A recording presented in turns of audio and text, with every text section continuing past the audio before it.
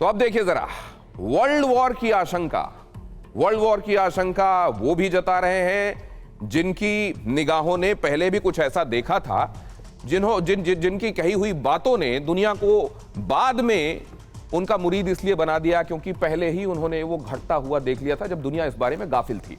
अब ये आशंकाएं वर्ल्ड वॉर से जुड़ी हुई उनको भी दिखाई दे रही हैं और उनको भी जो इस युद्ध के लंबे खिंचते जाने और इन अलायंसेस के, जो दो तरफ के अलायंसेस हैं और एक दूसरे के खिलाफ खड़े हुए हैं, मजबूत होते जा रहे हैं, इसको होता हुआ देख रहे हैं। वर्ल्ड वॉर 3 के कितने फ्रंट्स हैं, अब जरा उसको समझने की कोशिश करते हैं। रशिया और यूक्रेन ये आमने सामने हैं, दिखाई दे रहे हैं, लेकिन अब जरा इसके अलावा समझिए, इसके अलावा दुनिया में और भी ऐसे कई फ्रंट्स एक्टिव हो रहे हैं जो दुनिया को वर्ल्ड वॉर की तरफ धकेल रहे हैं। मसलन नॉर्थ कोरिया और साउथ कोरिया, कोरियन पेनिनसुला में ये एक दूसरे के साथ लगे हुए देश, एक दूसरे के जानी दुश्मन, और ये कभी भी एस्केलेट हो सकता है। यहां पाकिस्तान आप जानते हैं वर्सेस ईरान, ईरान इजराइल आपको मैंने अभी अभी बताया, अजरबैजान वर्सेस आर्मेनिया, चीन वर्सेस ताइवान। इन 5 हिस्सों में जल रही चिंगारी ऐसी है जो कभी भी विश्व युद्ध के बड़े शोले में तब्दील हो सकती है।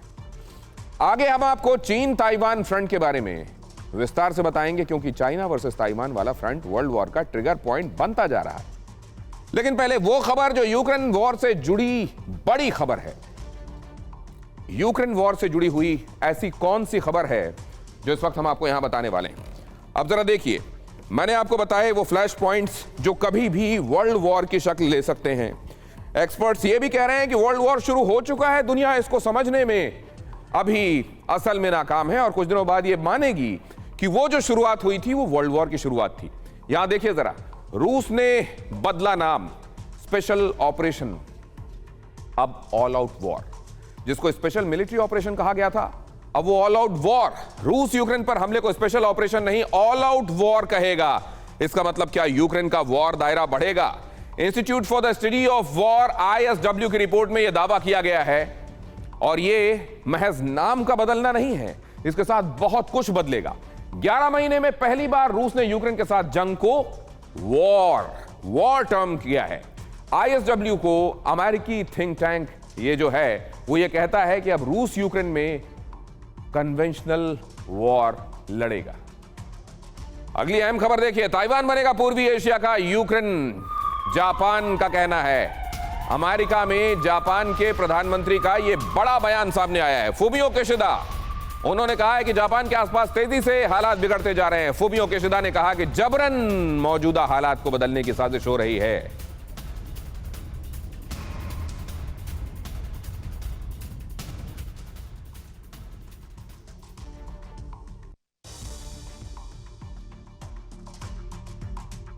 यह ब्रेकिंग न्यूज बड़े खतरे की घंटी है। तो सवाल यह है कि क्या यूक्रेन युद्ध से भी विस्फोटक होने वाला है ताइवान के विरुद्ध युद्ध? क्या चाइना और ताइवान के बीच का यह क्लैश पूरी दुनिया को एनगल्फ करने वाला है? क्या जिनपिंग का मकसद सिर्फ एक है कि किसी भी तरह से ताइवान पर काबिज हुआ जाए? क्या रूस की तरह चीन का प्लान ज्यादा खौफनाक, दर्दनाक और विनाशकारी है? इन सवालों के जवाब देखने के लिए ये world exclusive report.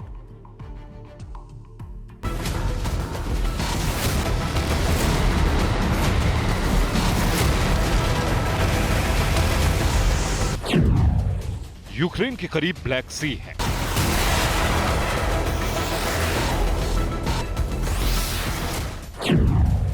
North Korea के करीब जापान सी है,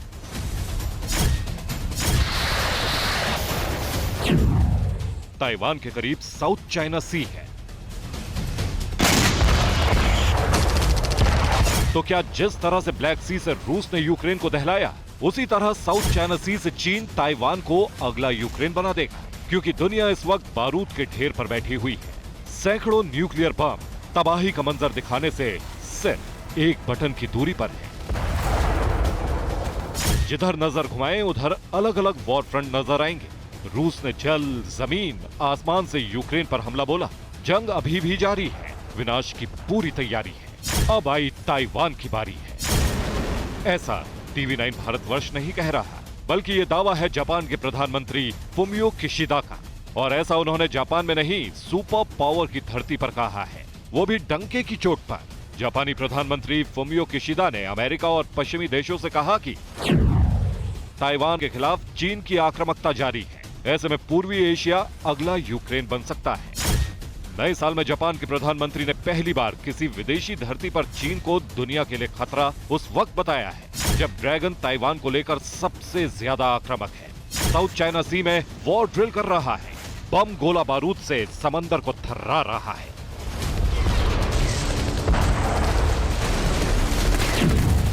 इन हालात में फुमियो किशिदा ने यूक्रेन पर रूस के आक्रमण के खिलाफ भी खड़े होने पर जोर दिया है। उन्होंने ये तर्क भी दिया है कि अगर मौजूदा हालात को एक तरफा बदलने की साजिश को चुनौती नहीं दी गई तो वही कहीं और भी होगा। मतलब ये कि ताइवान पूर्वी एशिया का यूक्रेन बन जाएगा।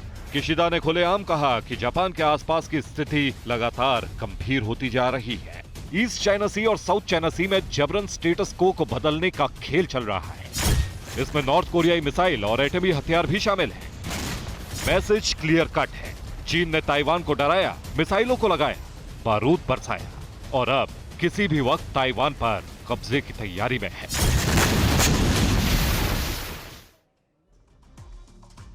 लेकिन यूक्रेन और ताइवान में कई अंतर भी हैं, फर्क भी है।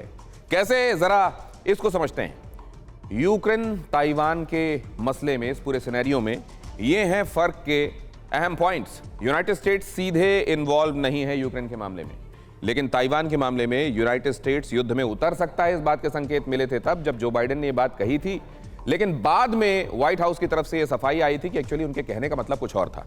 अमेरिका के F-16 नहीं है यहां पर यूक्रेन में, लेकिन ताइवान में F-16 और अमेरिकी एयर डिफेंस सिस्टम मौजूद हैं। इधर लड़ाई ज्यादातर जमीन पर हो रही है यूक्रेन में, लेकिन ताइवान के मसले में समंदर में लड़ाई अहम रोल अदा करेगी। यूक्रेन के मसले में रूस के खिलाफ यह डिफेंसिव अप्रोच भी कहीं कहीं दिखाई देती है, लेकिन चीन के खिलाफ ऑफेंसिव होना संभव है अमेरिका का।